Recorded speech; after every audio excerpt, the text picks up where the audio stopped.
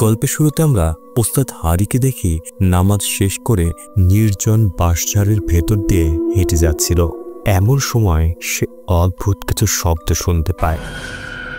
তখনই সুসি নামের একজন মহিলা এসে তাকে ডাকে, কেননা তার সন্তানকে ভর করেছে এক ভয়ঙ্কর শয়তান। ওস্তাদ তার সন্তানকে বাঁচানোর জন্য রাজি হন। এ সময় দেখা যায় কেউ একজন তাদেরকে ফলো করছে। ওস্তাদ তার বাড়ি গিয়ে মেয়েটির বাবা ও বোনের সহায়তায় এক্সোরসিজম শুরু করে। আর সেই রহস্যজনক মহিলাটি বাইরে থেকে অদ্ভুতভাবে লক্ষ্য করছিল। মেয়েটির মধ্যে থাকা শয়তান ভয়ঙ্করভাবে প্রতিরোধ করে।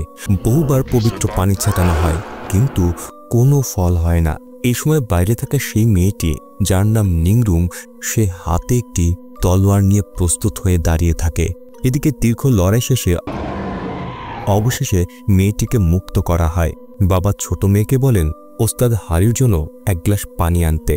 ঠিক তখনই বাইরে থেকে ভয়ঙ্কর কাটাকাটের শব্দ আসে, যেন কেউ কাউকে মেরে ফেলছে। এ সময় ওস্তাদ বাইরে এমন কিছু একটা দেখে, যেটা দেখেই তার চোখ কপালে উঠে যায়। এদিকে সে মেয়েটির ভেতরে পুনরায় শয়তান ভর করে আর মুহূর্তে ওস্তাদ হারিকেই মারার চেষ্টা করে। হঠাৎ মেয়েটির গলা কেটে ফেলা হয়। আসলে নিংরুমই মেয়েটিকে নির্মমভাবে হত্যা করেছে। তখনই নিংরুম বাইরে বেরিয়ে যায় আর বাবা তার পিছু নেয়। এদিকে ওস্তাদ হারি বাইরে এসে দেখে দুই মৃতদেহর মাথা আর শরীর আলাদা হয়ে পড়ে আছে। এর পরের দৃশ্যে একজন সাংবাদিক দারুকে দেখা যায় হত্যাকাণ্ডের ঘটনাস্থলে পৌঁছেছে। সেখানে অপেক্ষায় ছিল তার বন্ধু এবং পুলিশ সদস্য আরিও দারুকে প্রতিশ্রুতি দেয় যদি সে এই মামলাটি সমাধানে সাহায্য করতে পারে তবে তাকে এক্সক্লুসিভ সংবাদ দেবে। ভিকটিম এবার একজন পাদ্রী এবং এটাই চতুর্থ ভিকটিম যার কেটে নেওয়া হয়েছে হৃৎপিণ্ড। প্রথম খুনটি ঘটেছিল 2 মাস আগে, দ্বিতীয়টি তার 1 মাস পর, আর শেষ দুইটি ঘটেছে মাত্র 1 সপ্তাহের ব্যবধানে। সব ভিকটিমই ধর্মীয় নেতা, কেউ ভিক্ষুক, কেউ কবিরাজ, কেউ আবার অন্য ধর্মের নেতা। দারু যখন ঘটনাস্থলে ছবি তুলছিল তখন হঠাৎই সে একটি মেয়ের ছায়া দেখতে পায় যে অন্ধকারে দাঁড়িয়ে আছে, কিন্তু আরিও টর্চের আলো ফেলতেই আত্মাটি যেন অদৃশ্য হয়ে যায়। ঘটনার প্যাটার্ন দেখে দারু অনুমান করে পরবর্তী টার্গেট হতে পারে একজন ওস্তাদ বা ইসলামী ধর্মগুরু। বাড়ি ফেরার পর দারুর মনে পড়ে যায় তার অতীতের এক ভয়ঙ্কর ঘটনা। একবার সে কয়েকজন খুন হওয়া শিশুর মৃতদেহের ছবি তুলছিল। সেই সময় সে ঘটনাস্থলে খুনিকেও দেখতে পায়, যে তাকে সরাসরি তাকিয়ে দেখছিল। দারু লক্ষ্য করে খুনির পকেটে ছিল এক শিশুর পোশাকের ফিতার, কিন্তু কোন এক অজানা কারণে সে তখন কাউকে কিছুই জানায়নি। কয়েকদিন পর আবার 5 জন শিশু খুন হয়। অবশেষে খুনিকে পুলিশ গ্রেপ্তার করে, কিন্তু দারু অপরাধ বোধে ভুগতে থাকে। যদি সেই দিন সে কিছু বলতো, হয়তো সেই 5টি শিশু আজ বেঁচে থাকত। এদিকে দেখা যায় সেই ধর্মগুরুদের হত্যাকারীর নাম পাকুনজারা। সে পাদ্রীর হৃৎপিণ্ড সংগ্রহ করেছে নিজের গুরুকে পুনরুজ্জীবিত করার জন্য, শয়তানি এক রিচুয়াল প্রস্তুতির জন্য। তাকে এইসব হৃৎপিণ্ড লাল পূর্ণিমা ওঠার আগেই জোগাড় করতে হবে। তার গুরু, যার আত্মা এখন এক ছোট শিশুর দেহে অবস্থান করছে, সে পাকুনজারাকে সতর্ক করে দিয়ে বলে প্রতিবার সে তার শক্তি ব্যবহার করলে তার জীবনের আয়ু কমে যাবে। গুরু আরও মনে করিয়ে দেয় এই মিশন কোনোভাবেই ব্যর্থ হওয়া চলবে না, কারণ এর আগে বাঁশবন গ্রামে তাদের সব শয়তানকে নিঃশেষ করা হয়েছে। এরপর দৃশ্য ফিরে আসে দারুর দিকে। তার বস তাকে নির্দেশ দেয় মানসিক হাসপাতালে গিয়ে নিংরুমের সাক্ষাৎকার নিতে, যে সন্দেহভাজন এক পরিবার হত্যাকাণ্ডের মামলায় আটক আছে। দৃশ্য বদলে যায় মানসিক হাসপাতালে। সেখানে দেখা যায় সাইমন নামের এক গার্ডকে। এ সময় বার্জল নামের একজন রোগী ভয়ে কাঁপতে কাঁপতে জানায় তার ঘরে আছে এক মহিলার আত্মা। সে বলে ওই নারী আরেকজন রোগী, কিন্তু তার মুখ ভীষণ বিকৃত আর ক্ষতবিক্ষত। সাইমন প্রথমে কথাটি বিশ্বাস করে না, কারণ বার্জল তো মানসিক রোগী। তবুও সে নিজের সিনিয়র রহমতের কাছে গিয়ে জিজ্ঞেস করে বার্জল যে মহিলাটিকে দেখেছে, ওই মেয়েটি তো আত্মহত্যা করেছিল আমাদের কারণে। রহমত তখন প্রচণ্ড রেগে যায়, সাইমনকে ধমক দেয় সাবধান, বাইরের কেউ যেন জানতে না পারে আমরা মেয়ে রোগীদের সঙ্গে আসলে কি করি। সাইমন নির্বাক হয়ে যায়, কিছু না বলে হাঁটতে হাঁটতে বাথরুমে যায়, নিজের জামায় লেগে থাকা কফের দাগ ধুতে। এ সময় দৃশ্য বদলে যায়। দেখানো হয় এক ফ্ল্যাশব্যাক। যেখানে নিংরুম ও পরিবারের কর্তার মধ্যে ভয়ঙ্কর লড়াই চলছে। যদিও নিংরুম শেষ পর্যন্ত লোকটিকে হত্যা করে, তবে সে নিজেও প্রচুর রক্তক্ষরণে অজ্ঞান হয়ে পড়ে। ওস্তাদ হারি তখন গ্রামবাসীদের ডেকে আনে নিংরুমকে আটকানোর জন্য, কারণ তার আরোগ্যর ক্ষমতা কেবল তখনই কাজ করে যখন তার হাতে থাকে তার তরোয়ারটি। এদিকে পাকুঞ্জারা পৌঁছে যায় সেই মানসিক হাসপাতালে। সে অনুভব করে এখানে কিরাতা বংশের এক মেয়ে উপস্থিত, যে আসলে নিংরুম। পাকুঞ্জারা তখন এক মন্ত্রের শক্তিতে হাসপাতালের মৃত আত্মাদের জাগিয়ে তোলে। অল্প সময়ের মধ্যে আলিনের আত্মা ফিরে আসে, সব আত্মাদের মধ্যে যার প্রতিশোধের আগুন সবচেয়ে প্রবল। পাকুঞ্জারা বলে, আমি তোমাদের প্রতিশোধের শক্তি দিতে পারি, কিন্তু তার বদলে তোমাকে একটি কাজ করতে হবে। এই হাসপাতালে এক কিরাতারা আছে, অর্থাৎ শয়তান হত্যাকারী বংশের এক মেয়ে। তুমি জানো কি করতে হবে, তাকে মেরে ফেলো। এভাবেই আলিন নতুন শক্তি পায়। পাকুঞ্জারা এরপর করিডোর দিয়ে হেঁটে যেতে যেতে এক গর্ভবতী মহিলা রোগীকে দেখে। তার পেট ইতিমধ্যে বেশ বড় হয়ে গেছে। এদিকে বাথরুমে থাকা সাইমন শুনতে পায় একটি মেয়ে তার নাম ধরে ডাকছে। চারপাশে কেউ নেই। সে ভাবে হয়তো ভুল শুনেছে, তবুও হাঁটতে থাকে। হঠাৎ কিছু একটা উড়ে এসে পড়ে, যেন কেউ ছুঁড়ে মারল। সাইমন তখন আয়নায় ভয়ঙ্কর একটা ছায়া দেখে। দ্রুত এক টয়লেট কিউবিকলে ঢুকে যায়। সাইমন ভয় পায়, পেছনে সরে যাওয়ার চেষ্টা করে, কিন্তু তখনই আলিনের আত্মা উপস্থিত হয়ে তাকে নৃশংসভাবে হত্যা করে। পরদিন সকালে দারু হাসপাতালে পৌঁছায়। প্রবেশদ্বারে তার ধাক্কা লাগে মাকটুম নামের একজন ডাক্তারের সঙ্গে। দুজনেই সংক্ষিপ্তভাবে পরিচিত হয় এবং একসঙ্গে হাঁটতে থাকে।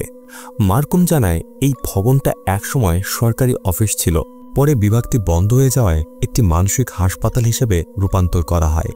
দারু জিজ্ঞেস করে, নিংরুমকে এখানে কেন আটকে রাখা হয়েছে? মার্কুম বলে, আদালত এখনও তার অবস্থা পর্যবেক্ষণ করছে। তারা নিশ্চিত নয় নিংরুম সত্যি মানসিকভাবে অসুস্থ কিনা, কিন্তু আমার নিজের পর্যবেক্ষণে সে স্পষ্টভাবেই স্কিজোফ্রেনিয়া ও বিভ্রমজনিত মানসিক ব্যাধিতে ভুগছে। নিংরুম নিজেকে এমন একজন মানুষ হিসেবে মনে করে যার দায়িত্ব হল মানুষের ছদ্মবেশে থাকা শয়তানদের হত্যা করা। অবশেষে দারু অনুমতি পেয়ে নিংরুমের কক্ষে প্রবেশ করে সাক্ষাৎকার শুরু করে। প্রথমেই সে বলে, তুমি আগে নিজের পরিচয় দাও। কিন্তু নিংরুম কোনো উত্তর দেয় না, নীরবে তাকিয়ে থাকে, যেন গভীর কিছু চিন্তা করছে। দারু আবার প্রশ্ন করে, তুমি কি তোমার ভিকটিমদের চিনতে? নিংরুম এবারও নীরব থাকে, যেন কারো দেনার হিসাব মনে মনে করছে। যখন দারু জানতে চায় তোমার কাজ কি, তখন সে ঠান্ডা স্বরে জবাব দেয়, আমার কাজ হলো মানুষকে রক্ষা করা, যেসব শয়তানি দুনিয়ায় প্রবেশ করেছে তাদের থেকে। এই কথা শুনে পাশে দাঁড়ানো প্রহরী হাসি চেপে রাখতে পারে না। নিংরুম তখন বিরক্ত হয়ে বলে, আমি সব কথা আগেই পুলিশের জেরায় বলেছি, আবার বলার মানে কি? দারু বলে, কিন্তু আমি পুলিশের সেই জবানবন্দির কপি পাইনি। তুমি যদি আবারও বলো ক্ষতি কি? তখন নিংরুম বলে, আমি যাদের মেরেছি তারা সেই পাপের দায়ে মরেছে যা আমি নিজে করিনি, তবুও আমি শাস্তি পাচ্ছি। সে আরও বলে, যদি আমি সব খুলে বলি তুমি বিশ্বাস করবে না, যেমনটা কেউই বিশ্বাস করেনি। দারু উত্তর দেয়, তাহলে আমায় বিশ্বাস করো। কে তোমাকে কি কাজ করতে বলেছে আর কেন?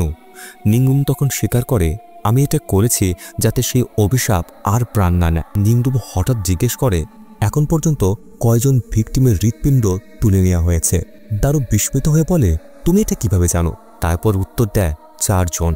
এটা শুনে নিংরুম বলে, তাহলে তার আরও 3টি হৃৎপিণ্ড লাগবে তার গুরুকে পুনরায় জীবিত করতে। এর পরের দৃশ্য আমরা দেখি, হাসপাতালের পরিচ্ছন্ন কর্মী বাথরুমে পরিষ্কার করতে গিয়ে হঠাৎ দেখতে পায় রক্ত, যা আসলে এক টয়লেটের ভেতর থেকে আসছে। সে ঢাকনাটা তুলতেই দেখে ভয়াবহভাবে খুন হওয়া সাইমনের দেহ পড়ে আছে সেখানে। এদিকে নিংরুম আতঙ্কিত হয়ে দারুর কাছে সাহায্য চায়, কেননা সেই শয়তানি আত্মার কবলে থাকা 2টি আত্মা এখানেই আছে, আর নিংরুম অস্ত্র ছাড়া কিছুই করতে পারবে না। নিংরুম হঠাৎ উত্তেজিত হয়ে ওঠে, দারুকে জোর করে সাহায্যের অনুরোধ করতে থাকে। শেষে প্রহরীরা এসে তাকে ধরে, আবার তার সেলে বেঁধে রাখে। অন্যদিকে পাকুঞ্জারা আরও এক ধর্মগুরু হৃৎপিণ্ড সংগ্রহ করে। তার গুরু আবার আত্মরূপে উপস্থিত হয়ে বলে, একজন লোক আছে যে নিংরুমকে তার অস্ত্র খুঁজে পেতে সাহায্য করবে, তাকে খুঁজে বের করো। কারণ নিংরুম যদি সেই অস্ত্র পেয়ে যায় তবে সে এখনও আমাকে হত্যা করতে সক্ষম। এরপর দারু পুলিশের কাছে নিংরুমের জিজ্ঞাসাবাদের নথি চায়। তখন আরিও জানায় আরেকটা হত্যাকাণ্ড ঘটেছে। ভিকটিম এবার একজন ধর্মীয় নেতা। এটি সেই জায়গা যেখান থেকে দারু নিংরুমকে প্রথমবারের মতো ধরেছিল। সে জায়গার ঠিকানাটাও জানতে চায়। নিংরুমকে তার সেলে নিয়ে যায় গোটক নামের একজন কারারক্ষী। গোটক নিংরুমকে প্রলুব্ধ করার চেষ্টা করে, কারণ মেয়েটি দেখতে খুবই সুন্দর। সে বলে, আজ রাতে যদি ফ্রি থাকো তাহলে আমরা সুন্দর সময় কাটাতে পারি। এই মানুষটির আচরণ দেখলে বোঝা যায় সে মানুষ নামের কলঙ্ক। এদিকে দারু পৌঁছে যায় বাঁশের গ্রামে, যেখান থেকে নিংরুমকে ধরা হয়েছিল। সেখানে সে দেখা করে ওস্তাদ হারির সঙ্গে। দারু চায় হারির কাছ থেকে সেদিন রাতের ঘটনার সত্যতা শুনতে, কারণ পুলিশের কাছে হারির দেওয়া বয়ানে কিছু গরমিল সে লক্ষ্য করেছে। হারি বলেছিল সে নাকি ভুক্তভোগীকে একেবারেই চেনে না, কিন্তু তার আগে আবার বলেছিল ভুক্তভোগী একবার তার কাছে সাহায্য চাইতে এসেছিল, নিজের সন্তানকে শয়তানের হাত থেকে মুক্ত করার জন্য। আবারও আগে হারি বলেছিল সে এই গ্রামে 15 বছর ধরে থাকে এবং প্রায় ওই রাস্তা দিয়ে যাতায়াত করে। হারি দারুকে বলে, এসো অন্য কোথায় গিয়ে বিস্তারিত বলি। পথে যেতে যেতে হারি স্বীকার করে একসময় সে ভালো মানুষ ছিল না, মাদকাসক্ত ছিল, এমনকি মৃত্যুর মুখ থেকেও ফিরে এসেছে সে। ওই সময় তার প্রেমিকা ইউনি মারা যায়, যার কারণে তার হার্টবিট বন্ধ হয়ে গিয়েছিল। সে আরও বলে, আমি জানি না কেন আমি তখন পরকালে স্বপ্ন দেখতে লাগলাম। সেখানে দেখেছি মানুষজন কষ্ট পাচ্ছে, তাই এখন ধর্ম শিখছি। এরপর তারা পৌঁছায় সেই জায়গায় যেখানে মা ও শিশুর মৃতদেহ পাওয়া গিয়েছিল। হারি বলে সেদিনের ঘটনা তার কাছে যেন এক দুঃস্বপ্নের মতো। নিংরুম ও পরিবারের কর্তার মধ্যে প্রচণ্ড লড়াই হয়েছিল। তখন নিংরুমের পেটে নখের আঁচড় লাগে। লড়াইয়ের এক পর্যায়ে নিংরুম ওই ব্যক্তির মাথা কেটে ফেলে। এরপর গ্রামবাসী আসে, কিন্তু কেউই ভুক্তভোগীদের চিনতে পারে না। যখন হারি ও লোকজন মিলে ঘটনাস্থলে আসে, দেখে বাড়িটাই রহস্যজনকভাবে অদৃশ্য হয়ে গেছে। হারি আরও বলে, তাই আমি এসব কথা কারো কাছে বলিনি। সবাই ভাববে আমি হয়তো আবার নেশাগ্রস্ত হয়েছি। এ সময় দারু হেসে উঠলে হারি বুঝতে পারে সেও বিশ্বাস করছে না। দারু ক্ষমা চেয়ে বলে, আমি অসম্মান করতে চাইনি, কিন্তু আমি সাংবাদিক, প্রমাণ ছাড়া কিছুই লিখতে পারি না। দারু জানতে চায় নিংরুমের তলোয়ারটা এখন কোথায়। হারি উত্তর দেয়, আমি সত্যিই জানি না। এর কিছুক্ষণ পর দারুর কাছে ফোন আসে আরিওর। দেখা করতে বলে সেন্টোসা হাসপাতালে। হারি বুঝতে পারে না যে পাকুনজারা এতক্ষণ ধরে তাকে নজরদারি করছে। অন্যদিকে নিংরুম পালানোর প্রস্তুতি নিচ্ছে। বাতাস চলাচলের ভেল দিয়ে সে বেরিয়ে যাওয়ার চেষ্টা করে। এদিকে হারির সাথে ঘটে অদ্ভুত ব্যাপার। সে ঘটনাস্থল থেকে বেরিয়ে যায়, কিন্তু অদ্ভুতভাবে সে একই জায়গায় আবার ফিরে আসে। সে যতবারই সেখান থেকে বেরোনোর চেষ্টা করে না কেন, কোনোভাবেই যেন বেরোতে পারছিল না। হঠাৎ করে সেখানে উপস্থিত হয় ইউনির আত্মা, হারির অতীতের প্রেমিকা।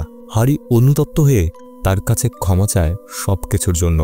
তখনই পেছন থেকে পাকুনজারা গিয়ে হাজির হয় এবং ওস্তাদ হারির থেকে হৃৎপিণ্ড কেটে নেয়। একই সময়ে দারুও যেন গোলক ধাঁধায় আটকে গেছে। সে কোনোভাবে বেরোনোর পথ খুঁজে পাচ্ছিল না।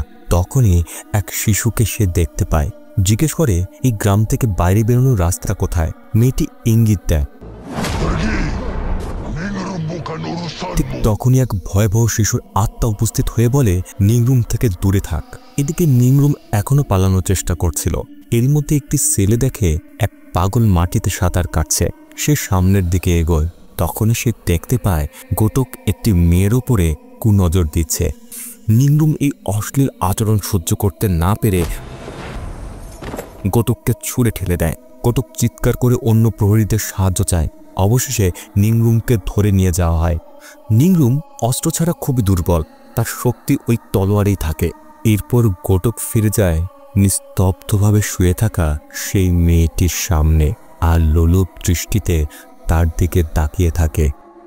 সেই বিকেলে দারু নিংরুমের সাথে একান্তে দেখা করতে চায়। দারু প্রহরীদের বাইরে পাঠিয়ে দুজনের মধ্যে কথা বলতে চায়। দারু জিজ্ঞেস করে, তুমি যে শয়তানগুলিকে হত্যা করো তারা কি ধরনের মানুষ? নিংরুম উত্তর দেয়, তারা তোমার আমার মতোই, কিন্তু তাদের শরীরে সবসময় মৃত্যুর কারণ হিসেবে থাকা ক্ষতচিহ্ন দেখা যায়। দারু আবার জিজ্ঞেস করে, যাদের মুখ একেবারে সমান তাদের কি হবে?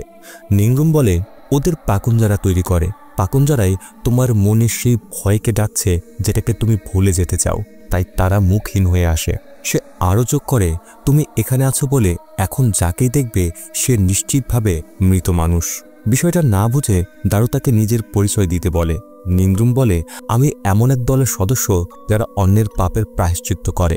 আমার কাহিনী শুরু হয়েছিল এক ব্যক্তির কারণে, যে তার বংশ জাদু কুঠি ব্যবহার করে প্রতিশোধ নিয়েছিল। সে কুঠি তাকে শাস্তি দিয়ে এক মৃত অস্ত্র বানিয়ে দেয়, এমন এক অস্ত্র যা অন্ধকার শক্তিকে অভিশপ্ত করে। বহু যুদ্ধের পরে আমরা শয়তানি গুরুকে হত্যা করেছিলাম, কিন্তু তারই এক শিষ্য পাকন যারা জানত কোন রীতির মাধ্যমে তার গুরুকে পুনরায় জীবিত করা যায়। এই কারণেই আমি এখানে, তাকে থামাতে। ওই অভিশাপ মুছে যাবে কিনা আমি জানি না, কেননা এখনো কেউ তা করতে পারেনি। এর মধ্যে আরিও দারুকে কল করে বলে হারি মারা গেছে এবং তার হৃৎপিণ্ড কেটে নেওয়া হয়েছে। নিংরুম শেষে তাকে বলেছিল, সবকিছু যে তুমি দেখছো সেটি বাস্তব নাও হতে পারে। পাকন যারা এমন সব মানুষ খুঁজছে যারা একবার হলেও পরকাল দেখে এসেছে, যদিও তারা তা স্মরণ করতে পারে না, তবুও স্মৃতি শুধু মাথায় থাকে না, হৃদয়েও থাকে। আর এই কারণে তাদেরকে তার দরকার, যেন সে তার গুরুকে পুনরায় জীবিত করতে পারে। রাতের গভীরে গোটক আবার তার অপূর্ণ লালসা মেটাতে নিংরুমের ঘরে আসে, কিন্তু হঠাৎই সেখানে উপস্থিত হয় আলিনের আত্মা। ভয় পেয়ে গোটক লেজ গুটিয়ে পালাতে শুরু করে। দৌড়াতে দৌড়াতে ধাক্কা খায় রহমতের সঙ্গে। রহমতও একই ভৌতিক দৃশ্য দেখে ভয় পেয়ে তার সঙ্গে পালাতে থাকে। দুজনে শেষে গিয়ে লুকিয়ে পড়ে এক আলমারির ভেতর। কিছুক্ষণ পর রহমত শুনতে পায় গোটকের ভয়ঙ্কর চিৎকার। আলমারির দরজা খুলে দেখে গোটককে আলিন নির্মমভাবে মেরে ফেলেছে।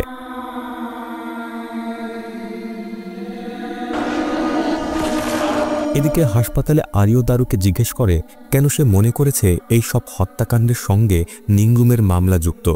দারু কোনো প্রমাণ দিতে পারে না, শুধু বলে সে এখনও নিংরুমের কথাগুলো বিশ্লেষণ করছে। দারু তখন আরিওকে জিজ্ঞেস করে এই মৃতরা জীবিত অবস্থায় কোনো অদ্ভুত অভিজ্ঞতার মধ্যে পড়েছিল কিনা। আরিও দেখায় একজন পাদ্রী আগে দুর্ঘটনায় বেঁচে গিয়েছিল, আর আরেকজন অনেকদিন হৃদরোগে ভুগেছিল। সংক্ষেপে বলতে গেলে সবাই কোনো না কোনোভাবে মৃত্যুর কাছাকাছি অভিজ্ঞতা পেয়েছিল। এরপর আরিও দেখে দারু বাইরে গভীর চিন্তায় মগ্ন। দারু বলে আমি একবার এক মানুষের মৃত্যুর কারণ হয়েছিলাম। সে আরিওকে মনে করিয়ে দেয় কয়েক মাস আগে ঘটে যাওয়া শিশু হত্যার মামলা। দারু বলে দ্বিতীয় শিশুর হত্যাস্থলে আমি হত্যাকারীকে দেখেছিলাম। আমি জানতাম সেই খুনি, কারণ আমি তার পকেট থেকে বেরিয়ে থাকা ফিতেটা চিনেছিলাম। কিন্তু আমি চুপ ছিলাম, জানি না কেন, কিছুই বলিনি। তারপরে আরও 5টা শিশু মারা গেল যতক্ষণ না খুনিকে ধরা হলো। আজও ভাবি যদি সেদিন মুখ খুলতাম ওই 5টা বাচ্চা হয়তো বেঁচে থাকতো। আমি চেষ্টা করেছি এটাকে বোঝানো ভাবতে, কিন্তু প্রতিবারই যখন কোনো শিশুর মৃত্যুর খবর দেখি বুকটা চেপে আসে। ঠিক তখনই আরিওর ফোন আসে, হারির মৃতদেহ হাসপাতালে পৌঁছে গেছে। দারু একা মর্গে ঢোকে। সেখানে আবার হাজির হয় পাকুন যারা। দারু ভয় পেয়ে যায় এবং তার অনুসন্ধানে ব্যাহত হয়। দারু তখন নিংরুমের পুরনো লড়াইয়ের এক শিকারের দেহ পরীক্ষা করতে থাকে। সে মৃতদেহের ভেতরে খুঁজে পায় নিংরুমের অস্ত্র, যেটি হারিয়ে গিয়েছিল। সে তাড়াতাড়ি সেটি লুকিয়ে রাখে যাতে কেউ টের না পায়। এদিকে দারুর মাথায় হঠাৎ সংযোগ তৈরি হয়। সব মৃতদেরই একটা মিল আছে, তারা সবাই একসময় হৃৎপিণ্ড বন্ধ হয়ে আবার জীবিত হয়েছিল। তখনই সে স্মরণ করে নিংরুমের সেই কথাগুলো। পাকুন যারা সেই সব মানুষ চায় যারা একবার মৃত্যুর পরের জগৎ দেখে এসেছে। দারু পরে একটা নিবন্ধের কথাও ভাবে, যেখানে বলা ছিল স্মৃতি শুধু মস্তিষ্কে নয়, হৃদয়েও জমা থাকে। তাই অনেকে ট্রমা বা ভয় থেকে পুরোপুরি সেরে উঠতে পারে না, কারণ তারা শুধু মাথা থেকে বলতে চায়, কিন্তু হৃদয়ের ক্ষতকে তারা গুরুত্ব দেয় না। আর ঠিক তখনই পুরো হাসপাতালের আলো নিভে যায়। হঠাৎ করে সব মৃতদেহ জীবিত হয়ে ওঠে, ঠিক যেন জম্বিদের মতো, আর তারা একে একে সবাইকে আক্রমণ করতে শুরু করে। আরিও দারুকে চিৎকার করে বলে তুমি বেরিয়ে যাও, আমি ওদের সামলাই। এদিকে গোটক আর রহমতের মৃতদেহ পাওয়া যায়। পুরো হাসপাতাল জুড়ে আতঙ্ক ছড়িয়ে পড়ে।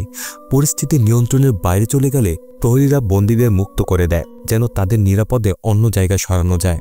কিন্তু ঠিক সেই সময়ে হাজির হয় আলিনের আত্মা। নিংরুম চিৎকার করে বাকিদের বলে তোমরা অন্য রাস্তা দিয়ে পালাও, সে শুধু আমার পেছনে আসছে। এদিকে পাকুন যারাও পৌঁছে গেছে সেখানে। সে এক গর্ভবতী মহিলাকে ধরে নেয় তার কালো জাদুর রিচুয়ালে বলি দেওয়ার জন্য। রিচুয়াল শুরু হয় এবং পাকুন যারার মুখে তখন এক বিকৃত হাসি দেখা যায়, কেননা তার গুরু প্রায়ই পুনরুজ্জীবিত হতে চলেছে। ঠিক তখনই দারু সেখানে পৌঁছে যায় এবং নিংরুমের অস্ত্রটি তাকে ফেরত দেয়। অস্ত্র হাতে পেয়ে নিংরুম দ্রুত আলিনের মাথা কেটে ফেলে আর দারুকে বলে, তুমি অন্য বন্দীদের মুক্ত করো, আমি কুঞ্জারাকে থামাবো। এরপর শুরু হয় নিরুং ও পাকুঞ্জারার ভয়ঙ্কর যুদ্ধ।